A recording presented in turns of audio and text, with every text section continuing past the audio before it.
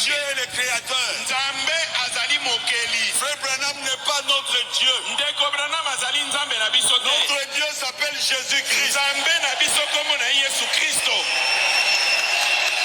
Oh, Dieu est descendu.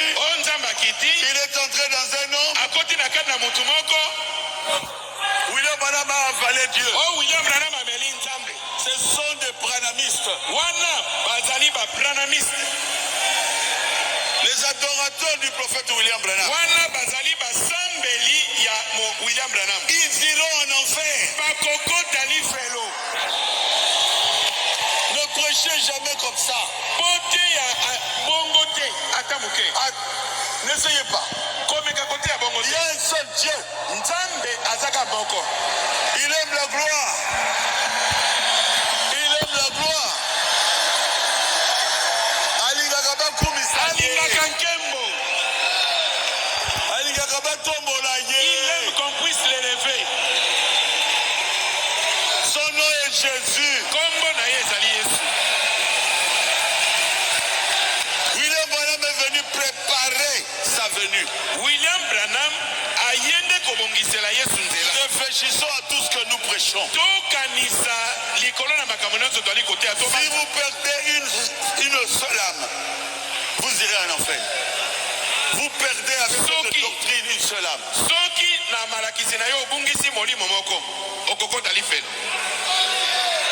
Quelqu'un peut dire amen à ça. Quelqu'un peut dire gloire à Dieu. Il faut que nos prédications soient conformes à la parole de Dieu. Pasteur, c'est vous le conducteur. Vous avez la responsabilité de conduire vos brebis.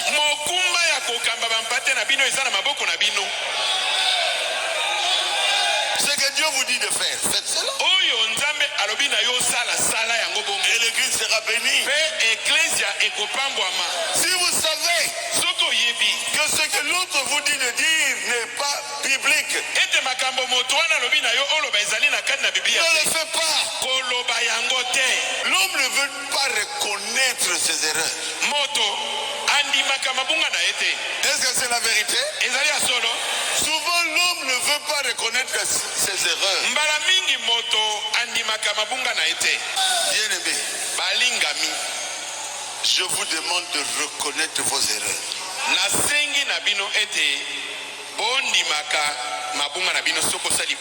C'est ça l'être humain. C'est simple. Un chrétien doit reconnaître ses erreurs. Mais l'être humain tel qu'il est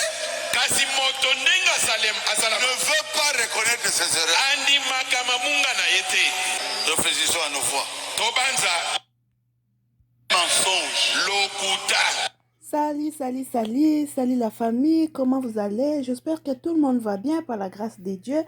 De nos côtés aussi, je vais très bien par la grâce de Dieu. Dieu nous protège, Dieu est là pour nous. Voilà la famille, merci beaucoup de nous abonner à Miss Elongation. Merci de vous avoir abonné à notre chaîne. Même ceux qui n'ont pas abonné, n'hésitez pas de vous abonner massivement. Abonnez-vous, partagez la vidéo, aimez la vidéo. Laissez-nous des commentaires, ça nous fera énormément bien. Je vous love, il y a trop.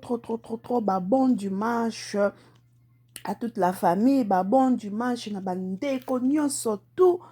Ba Miss Elongation, ba epé boza ya ba Miss Elongation te problème ezate, c'est la famille biso ne surtout toza ba kelami ya tata Nzambe, mokonzi na biso nde tata Yesu Kristo oya kufaki na ekulusu pona masumu na biso yende mokonzi na biso. Voilà bandeko, numéro na biso ya lelo bandeko na ngai Pasteur Barout aye ko recadrer kozongisa mwa moke. Pasteur Lifoko du ciel na nzela bandeko na nga. Pasteur Lifoko du ciel azali moko ya kati ya etonga ya Pasteur Barout. Azali mwana oyo abotami na kati ya etonga ya Pasteur Barout. Soki kutu bandeko na ngai Pasteur Barout azo reconnaître Jésus-Christ de Nazareth nde azali Nzambe na biso, Nzambe na bango ba branamiste. Ye moko visionnaire ya église ya Branham, pasteur Barut, azo reconnaître que Jésus-Christ yende azali le maître ya ba église na bango ba branamiste. Akomble plus fort yo papa du foko du ciel ozali mwana obotami obimi na musisa ya Barut ok ko ignorer Jésus-Christ de Nazareth. Mais vraiment bandeko, c'est la honte. Toloba nini? Pasteur Lifoko du ciel abungi nzela, pasteur Lifoko du ciel akomi kokota bikota kota, yango etindi ye aya komibimisa ye moko, alaksa ka na ye bisika azali. Pasteur Barut alobi na prédication na ye ke Branham aza nzambe na biso te. Branham ye pe ayaki ka kolaksa biso nzela ya koyeba kolanda lokolo ya Yesu Kristo. Mena mukokoli Branham aza nzambe na biso te. Aza mutuka lokola pasteur Barut, aza mutuka lokola Lifoko du ciel, aza mutuka lokola Miss Elongation. Na ndenge ke biso bandimi tondimelaka nzambe ya pasteur Barut, tondimelaka nzambe ya Bostra Charles Bameko Besengande, tondimelaka nzambe ya apôtre Moïse Mbie, tondimelaka nzambe ya apôtre Emmanuel Mbie, pardon, tondimelaka nzambe ya pasteur Marcelo, tondimelaka nzambe ya papa pasteur Stone Nounou Senga na Londres. C'est ça. Mais koloba que j'aime Branham plus que Jésus-Christ, papa Lifoko du ciel otengamaki zongela lisusu école biblique, zongela lisusu théologie, zongela lisusu enseignement biblique, banda lisusu na Genèse 1 kene na ngoti na dernier verset Apocalypse otanga lisusu bien qui est Jésus avant oya côté les chair pour l'examen prédication na yo parce que et comme ko kene mabe soki théologie wana okendaki nango bien te zongela lisusu bande konanga toloba nini ye moko papa Barut alobi le maître de l'église Branham c'est Jésus-Christ.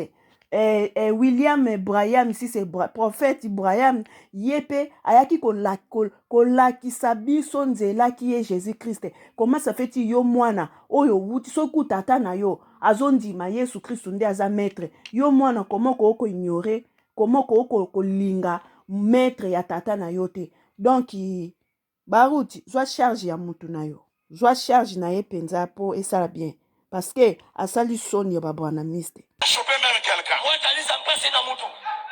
J'aime Branham plus que Jésus.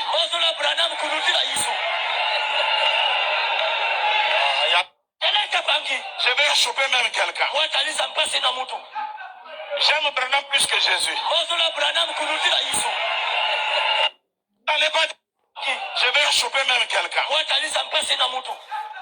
J'aime Branham plus que Jésus. Il y a quelqu'un. Choper même quelqu'un. J'aime Branham plus que Jésus. Bande konanga yo ese baloba Nzambe azali mokeli. Frère Branham n'est pas notre Dieu. Ndeko Branham azali nzambe na biso te. Notre Dieu s'appelle Jésus-Christ. Nzambe na biso komo na Yesu Kristo.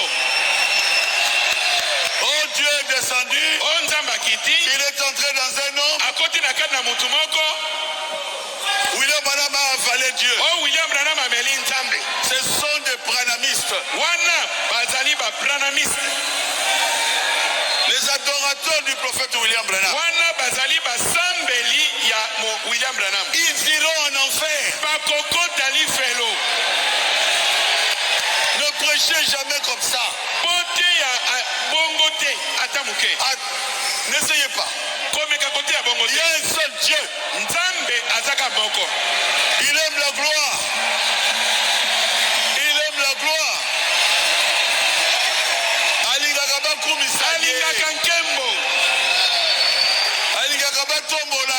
aime qu'on puisse l'élever. Son nom est Jésus. William Branham est venu préparer sa venue. William Branham réfléchissons à tout ce que nous prêchons.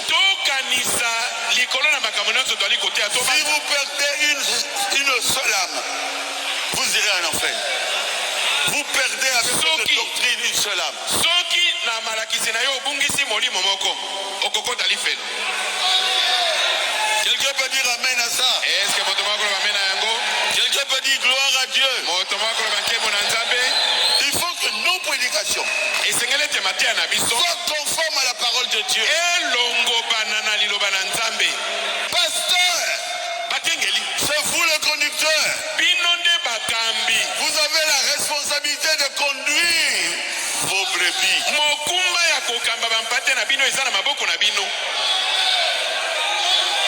Ce que Dieu vous dit de faire, faites cela. oyo nzambe alobi na yo sala yango bongo. Et l'église sera bénie. mpe eklesia ekopambwama. Si vous savez soki oyebi que ce que l'autre vous dit de dire n'est pas biblique, ete makambo moto wana alobi na yo oloba ezali na kati na biblia ne te, le faites pas. koloba yango te. L'homme ne veut pas reconnaître ses erreurs. moto andimaka mabunga na ye te. Est-ce que c'est la vérité? ezali ya solo. Souvent, l'homme ne veut pas reconnaître ses erreurs. mbala mingi moto andimaka mabunga na ye te. Bien-aimé, balingami, je vous demande de reconnaître vos erreurs. nasengi na bino ete bondimaka mabunga na bino soki osali bunga. C'est ça l'être humain. moto azali bobele bongo. C'est simple. Un chrétien doit reconnaître ses erreurs. ezali pete mokristo esengeli ondimaka mabunga na yo. Mais l'être humain tel qu'il est kasi moto ndenge asala ne veut pas reconnaître ses erreurs. andimaka mabunga na ye te. Réfléchissons à nos fois. tobanza bandeko na ngai papa oyo vraiment alobi makambo ya solo côté à l'être humain ne reconnaît pas ses erreurs. Prédication eza très profond surtout bacongolais. Congolais areconnaîtraka mabe na ye te. Congolais ayebaka nyonso. Congolais c'est une femme qui connaît tout.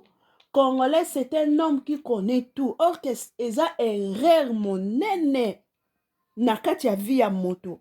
Mutu faut ko reconnaîtraka mabe na yo. Tango sali mabe. Humilie-toi. S'excuser bandeko na ngai. Elongola yo eloko te, ekolongola yo kiboyo te, ekobakisela yo eloko te. Au contraire, tu fais gloire face à l'Éternel. Au reconnaître mabe na yo, au s'excuser.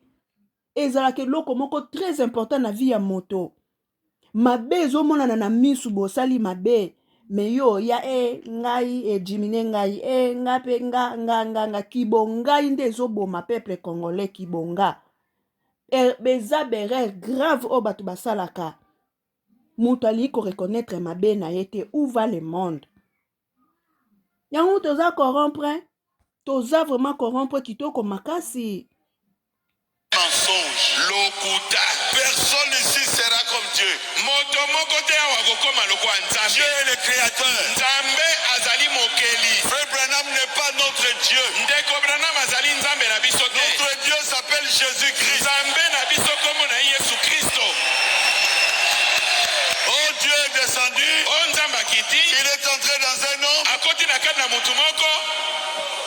William Branham a avalé Dieu. oyo william branham ameli nzambe. Ce sont des branhamistes. wana bazali babranamiste.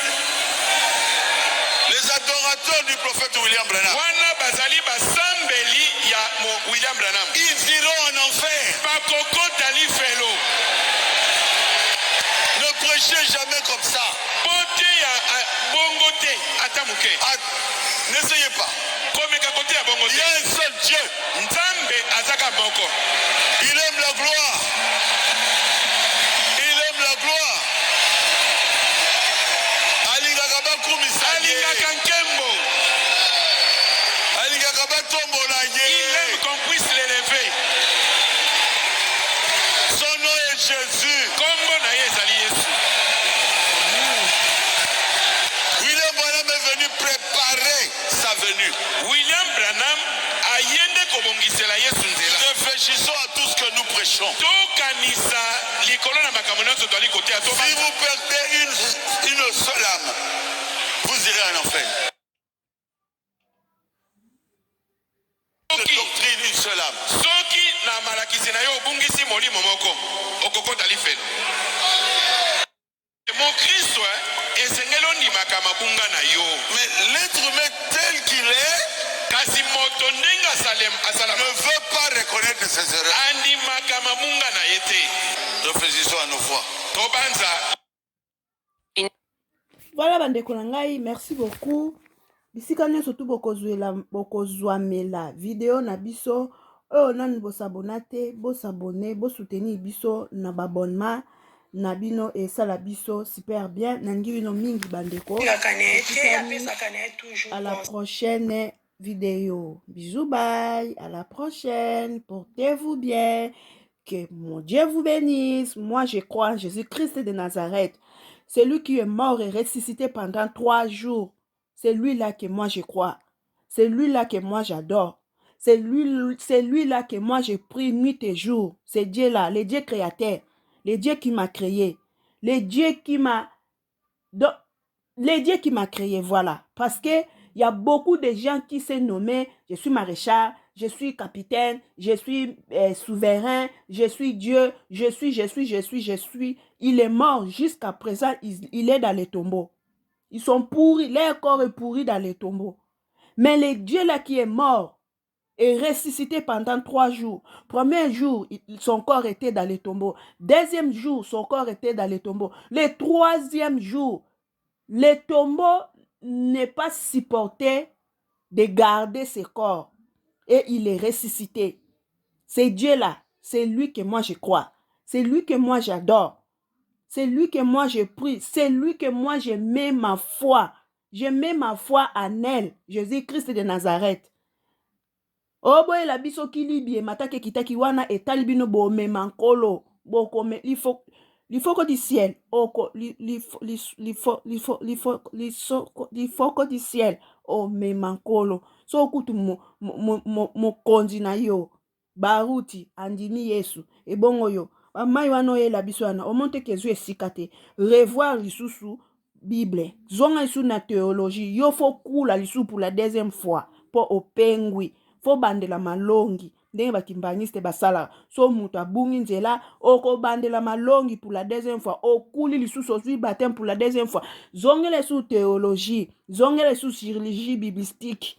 Vous comprenez? Poème so obosane verset 2 na verset 1. Obosane moi quiconque. Obosana ki yango lekanaki deva population. Deva bandimi. Zongele lisusu esaloka bien.